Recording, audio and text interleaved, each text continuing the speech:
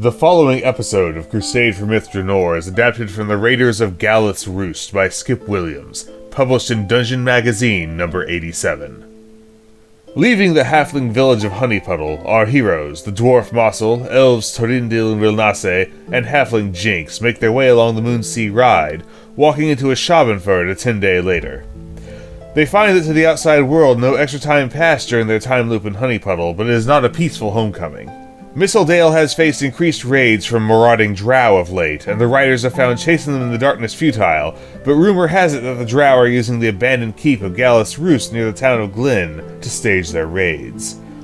Troops sent to investigate the site found a few resident monsters but no sign of the drow. However, raids in the northeast of the dale have only increased, and a militia company stationed at the keep to watch through the night was completely wiped out, the soldiers gone without a trace. Not all the Dale's folk are sure the drow are to blame.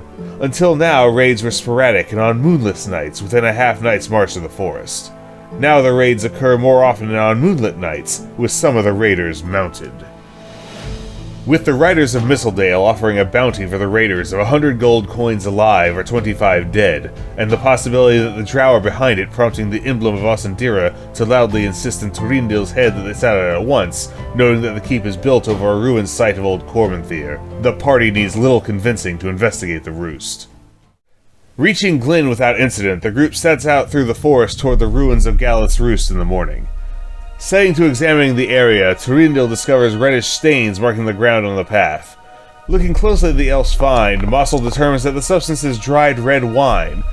Someone came through here with a leaky wineskin, though at least a month ago.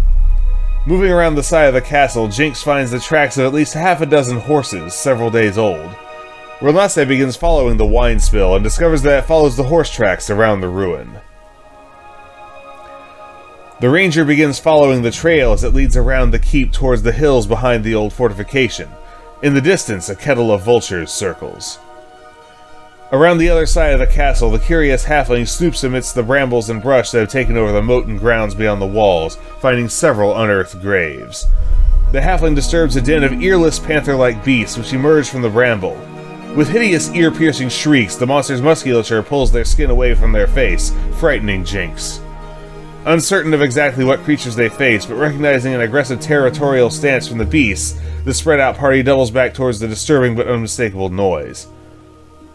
As Massul and Túrendil advance and Rilnasse fires arrows at the disturbing creatures, Jynx flees.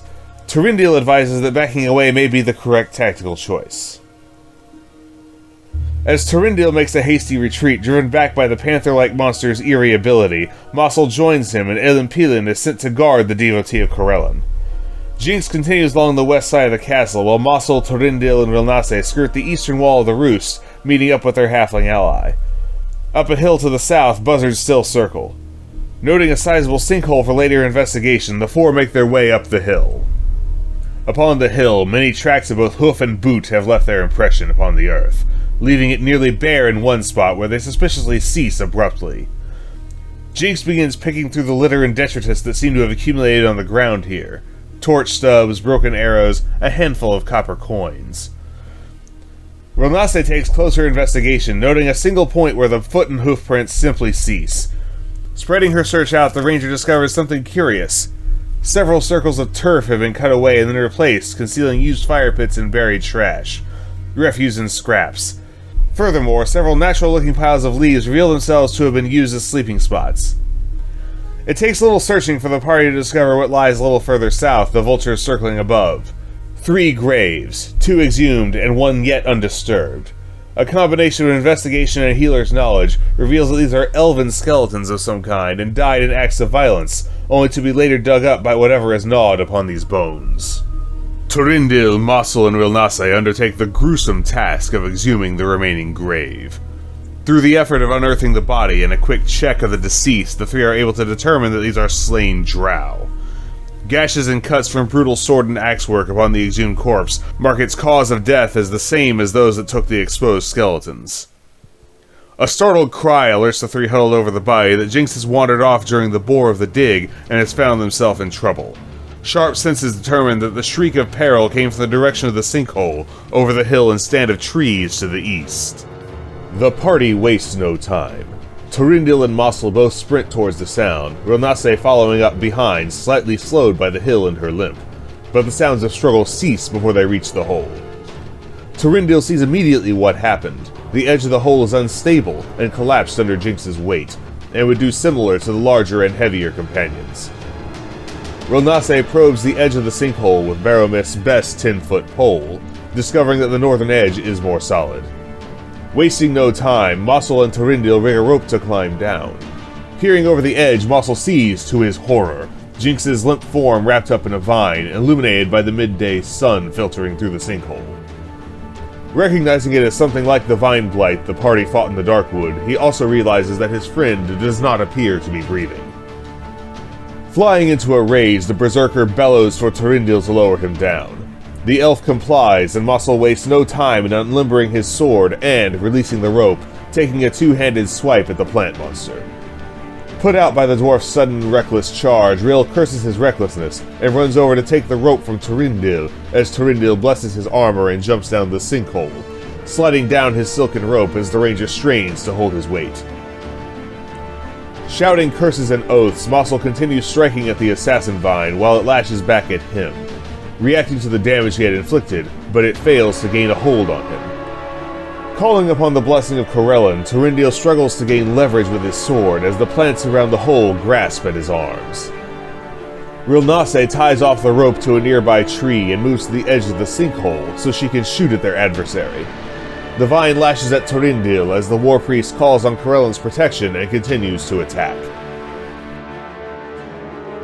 Massul lands a solid blow as Rill begins raining arrows down into the pit.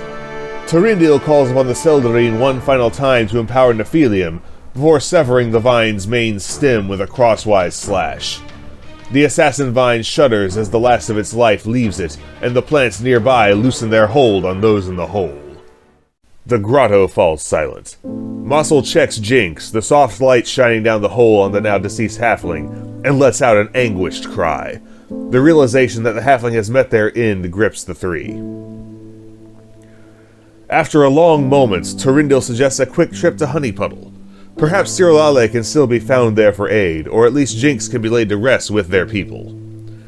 A pair of giant bees make their way up and out of the hole from somewhere to the south, reminding those that remain that the world has not stopped for the death of the little rogue, and danger still hangs in the air. Rilnasse warns to be careful, as they may be aggressive should their nest be stumbled upon. The three haul themselves and the corpse of their friend out of the hole and are surprised by a chance encounter with a pair of moon elves, weapons drawn. The first, Lathai, hails the group. Greeted likewise, the pair relax visibly. The two groups exchange pleasantries, warning each other of the dangers posed by the Roost. Simimar and Lathai tell of their slain ally, Nilian Moonglade, and another missing companion, Inialos Oakwood. A lengthy discourse ensues where the two parties divulge what each has learned. The conversation ranges widely, led by Túrendil as Massul hangs back in grief, and Rilnasse attempts to comfort him. From the three from Mistledale, torch stubs and signs of a fight to the south, as well as graves. A great agglomeration of hoofprints, all of which seem to vanish into thin air and slain drow. And of course, the hostile plant life. The elves all voice their contempt for the cursed drow. Lathai and Simimar share that this keep's dungeon was constructed on an old burial crypt, and that some of the locals believe the ghost of the bandit Galath himself haunts the ancient castle. The two posit that perhaps an even more ancient elven spirit is responsible, but have little beyond the old construction and a hunch to base their conjecture upon. Parting ways amicably with Lathai and Simimar, Massul, Rilnasse, and Túrendil begin the trek back to Glynn, to plan further delving to find the truth of the mystery at Galath's Roost. This concludes the first season of Crusade for Myth Drannor. The characters level up at this point, and you can expect to see bonus features on the characters and their builds, our house rules, and features on the lore of the enemies and allies we encounter while we prepare our second season, which will open with the conclusion of the Raiders of Galath's Roost. Please like, share, and subscribe, and we will see you for the rest of the adventure.